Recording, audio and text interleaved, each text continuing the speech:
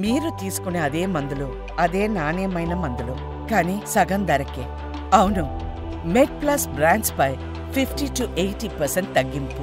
Hepatitis అనగా liver లో వచ్చే ఇన్ఫ్లమేషన్ ని హెపటైటిస్ అని అంటారండి. దీనికి చాలా కారణాలు ఉన్నాయండి. నేను ముందుగా చెప్పినట్టు ఫస్ట్ వచ్చేసి ముఖ్యమైన కారణము వైరస్ వచ్చేసి లివర్ ఇన్ఫెక్ట్ చేస్తుందండి. వైరల్ హెపటైటిస్ అని అంటారు. తర్వాత ఆల్కహాల్ వల్ల కూడా లివర్ డ్యామేజ్ అయ్యే అవకాశం ఉంటుంది. ఆల్కహాలిక్ హెపటైటిస్ అని అంటారు. ఇవి కాకుండా కొన్ని డ్రగ్స్, దీని వల్ల కూడా హెపటైటిస్ వచ్చే అవకాశం ఉంటుంది అనమాట. డ్రగ్ రిలేటెడ్ లివర్ ఇంజురీ అని అంటారు అనమాట. ఇది కాకుండా ఆటో ఇమ్యూన్ హెపటైటిస్ అనేది కూడా ఒకటి ఉంటుంది. అంటే మన బాడీలో ఉన్న ఇమ్యూన్ సెల్స్ మన లివర్ మీదే యాక్ట్ చేయడం, ఇటువంటి సిచ్యువేషన్ కూడా కొంతమందిలో ఉంటాయి. ఇందులో కూడా ముఖ్యంగా మనం డిస్కస్ చేయాల్సింది ఏంటంటే వైరల్ హెపటైటిస్ అనేది మోస్ట్ కామన్ అండి.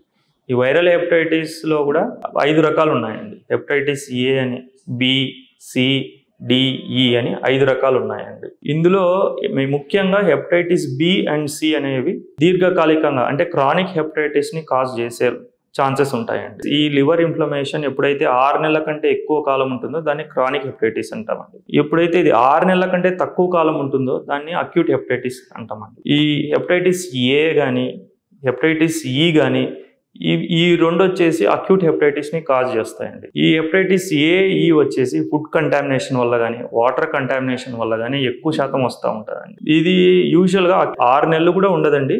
జస్ట్ ఒక 2 weeks to 3 weeks లో రిజాల్వ్ అవుతుందండి. ఈ హెపటైటిస్ ఏ కానీ హెపటైటిస్ ఈ కానీ ఎటువంటి లక్షణాలతో ఉంటారంటే ముఖ్యంగా మైల్డ్ ఫీవర్తో కానీ లేదా mild abdominal pain, right side especially liver ఉన్న చోట కొద్దిగా హెవీనెస్ ఉండడం కానీ, కొంతమంది జాండీస్తో ప్రజెంట్ అవుతారు.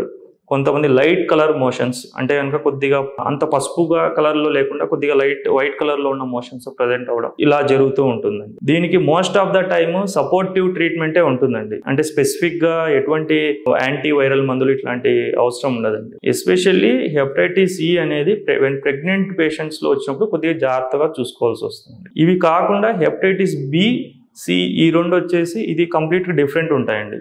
దీనికి ఇవి ఒక మనిషి నుంచి ఒక మనిషికి ఎలా వస్తుందంటే బ్లడ్ ప్రోడక్ట్స్ ద్వారా వస్తాయండి. ఏదర్ నీడిల్స్ యూజ్ చేయడం, కామన్ నీడిల్స్ యూజ్ చేయడం, సిరంజెస్, కామన్ నీడిల్స్ ఇట్లా వాడడం. రెండవది సెక్షువల్ గా కూడా వచ్చే అవకాశం ఉంటుందండి. మూడవది వచ్చేసి మదర్ నుంచి చిల్డ్రన్ కి డెలివరీ అయ్యేటప్పుడు కూడా వచ్చే అవకాశం ఉంటుంది. ఈ 3 రూట్స్ ద్వారా హెపటైటిస్ బి కానీ సి కానీ వస్తుందండి. ఈ హెపటైటిస్ బి అండ్ సి అనేది ఎక్కువ శాతం క్రానిక్ హెపటైటిస్ ని కాజ్ చేస్తాయి. మోస్ట్ ఆఫ్ ది పీపుల్ ఏంటంటే ఎటువంటి సిమ్టమ్స్ ఉండవు. ఎక్కువ మంది ఎలా వస్తుంటారంటే మేము బ్లడ్ డొనేట్ చేయడానికి వెళ్ళామండి, అక్కడ బ్లడ్ స్క్రీనింగ్ చేసి మాకు హెపటైటిస్ బి ఉంది, హెపటైటిస్ సి పాజిటివ్ ఉందని చెప్పేసి చెప్పారండి అని చెప్పి వస్తారంటారు అనమాట. అంటే అర్లీ స్టేజెస్ లో. ఇంకొంతమంది ఎలా ప్రజెంట్ అవుతారంటే కంప్లీట్ లివర్ డ్యామేజ్ అయిపోయి, అంటే ఏదర్ సిర్రోసిస్ అంటే కంప్లీట్ లివర్ డ్యామేజ్ అయిన స్టేజ్ ని సిర్రోసిస్ అని అంటారు. ఈ సిర్రోసిస్ అయిపోయి అంటే ఎప్పుడో ఇన్ఫెక్షన్ అయ్యి అన్రికగ్నైజ్డ్ గా ఉండి కంప్లీట్ లివర్ డ్యామేజ్ అయిపోయి మన దగ్గరికి వస్తూ ఉంటారు. ఎక్కువ శాతం మంది ఇలా ప్రజెంట్ అవుతూ ఉంటారు. కొంతమంది వచ్చేసి ఇట్లా స్క్రీనింగ్ లో బయటపడిన వాళ్ళు ప్రజెంట్ అవుతూ ఉంటారు.